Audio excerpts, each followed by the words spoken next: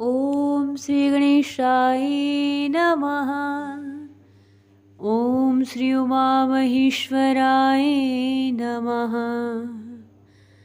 श्री कार्तिक मास महात्म्यम चतुर्दश अध्याय। जयध्वज नामक प्रतापी राजा के आख्यान द्वारा कार्तिक मास में दीप जलाने और मार्जन झाड़ू आदि का सफाई का कार्य करने का महत्व और पुण्य फल तथा राजा सुदर्शन व रानी मदनालसा की कथा। नारद जी कहने लगे कि हे राजन, अब मैं भगवान श्री के मंदिर में दीपदान तथा मार्जन झाड़ू लगाने का महात्म्य सुनाता हूँ, जो किसी समय मुझे ब्रह्मा जी ने बताया था। पहले चंद्रवंश में जयध्वज नाम का अत्यंत प्रतापी तथा प्रभु भक्त राजा राज्य करता था। वह नित्य प्रति भगवान के मंदिर में जाकर स्वम मार्जन करता, दीप जलाता था। एक दिन वितिहोत्र नामक राज पुरोहित स्वम राजा को यह क्रिया करते देख करके विस्मय से पूछने लगा कि हे राजन, भगवान को प्रसन्न करने के लिए और भी अनेक कार्य हैं, फिर मंदिर में मार्जन तथा दीप जलाने में आपकी इतनी अधिक श्रद्धा क्यों है? क्या कारण है? इसके पीछे का रहस्य कहिए।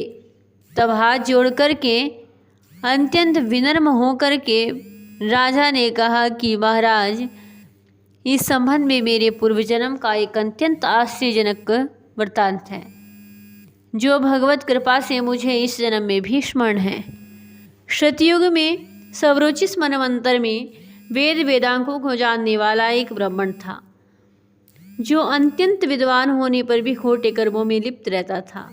इन खोटे कर्मों के कारण उसके बंधु बांधवों ने उसका परित्याग कर दिया। एक दिन भूख प्यास से अत्यंत दुखित हो वह घूमता फिरता नर्मदा नदी के तट पर जा पहुंचा और वहीं पर उसने अपने प्राण त्याग दिए।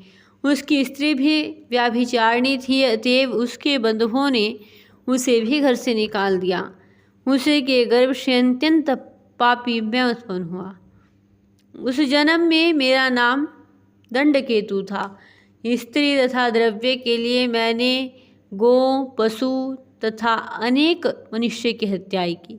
एक रात्रि को किसी दूसरे की स्त्री से भोग करने की इच्छा से एक सोने देवालय मंदिर में गया।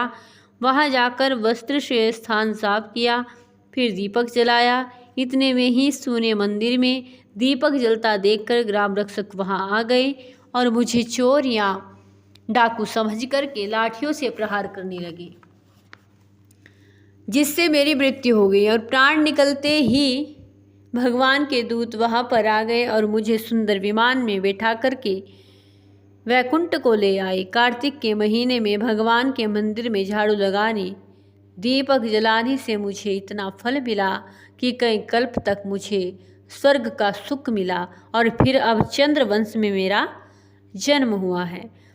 यदि श्रद्धा भक्ति पूर्वक यही क्रिया कार्तिक के महीने में की जाए तो उसके पुण्य का कहना ही क्या, अर्थात अनंत फल प्राप्त होता है। नारद जी ने कहा, हे राजा पृथु, अब दूसरे के दीपक जलाने का महत्म कहता हूँ। मनु के वंश में रैवत नामक राजा का भद्र बुद्धि नाम वाला एक पुत्र था। फिर उसके यहाँ सुदर्शन नाम का एक अत्यंत पराक्रमी पुत्र उत्पन्न हुआ। भद्र बुद्धि की राजधानी नर्मदा के तट के किनारे समीप महेंद्र पर्वत पर थी। एक बार शिकार खेलने के लिए सुदर्शन अपने साथियों के साथ वन में गया। घूमते फिरते हुए उस नदी के उसके पार एक सुंदर कन्या को देखा तो साथियों को वहीं छोड़ घोड़े पर सवार हो तत्काल नदी के उस पार जा पहुंचा और वहां पर रूपवती कन्या को देखकर सुदर्शन उस पर मोहित हो गया। कन्या भी शोभा से युक्त उस बलशाली वीर पुरुष को देखकर लज्जा को प्राप्त हुई। तत्पश्चात सुदर्शन के पूछने पर उस कन्या ने बतलाया कि वह गौड़ राजा की पुत्री है। उसका नाम मदनालसा है। अपनी सखियों के साथ क्रीड़ा करने के लिए वह यहाँ पर आई है और इसके बाद स्वेच्छापूर्वक उन दोनों ने गंधर्व रीति से वहीं पर अपना विवाह कर लिया और कुछ समय तक वहीं नर्मदा नदी के तट पर विहार करते रहे। फिर अपने घर पर आकर आनंद पूर्वक रहने लगे। कुछ समय बाद राजा भद्रबुद्धि अपने पुत्र सुदर्शन को राज्य सौंपकर वन को चले गए। सुदर्शन बड़ी ही कुशलता पूर्वक राजकाज करने लगा।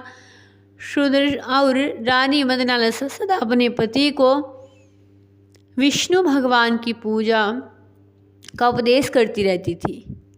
इस प्रकार राजा रानी दोनों ही भगवान के अनन्य भक्त बन गए और उन्होंने भगवान का एक स्वर्ण मंदिर बनवाया। दोनों ही उसमें भगवान के पूजन व दीपदान किया करते थे। और एक दिन रानी मंदिर में दीप जला रही थी कि उसी समय राजा ने उसे बुलाया, परंतु दीप जलाकर आने में रानी को कुछ देर लग गई।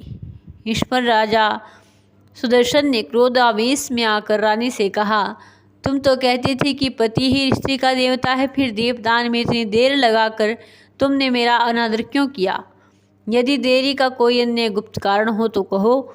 तब सती साध्वी मदनालसा अत्यंत स्नेह युक्त वचनों से बोली कि हे राजन, मैं दीपदान का महत्व आपको बताती हूँ।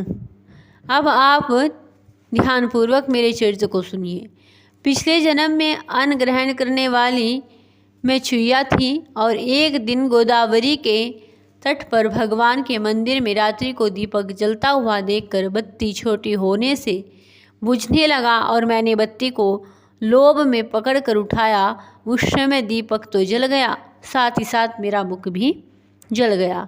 अब इससे मैं मृत्यु को प्राप्त हुई, परंतु क्योंकि रात में मैंने भगवान के सामने दीपक प्रज्वलित कर दिया था, इस कारण मैंने ऐसा सुंदर रूप पाया और आपकी रानी बनी। यदि कोई श्रद्धापूर्वक भगवान के मंदिर में कार्तिक मास में दीपदान करता है तो उसके फल का कहना ही क्या।